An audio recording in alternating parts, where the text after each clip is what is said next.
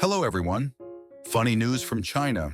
In one of the cities of China, the mayor decided to employ cats and dogs to deliver food.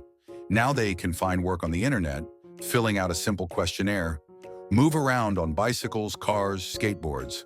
There are also cunning animals that steal food from bags or give it to their friends. But tourists and locals are not upset by this. On the contrary, it causes them delight and laugh. Thank you all for your attention, and I'll see you all again. Watch and enjoy these hard workers.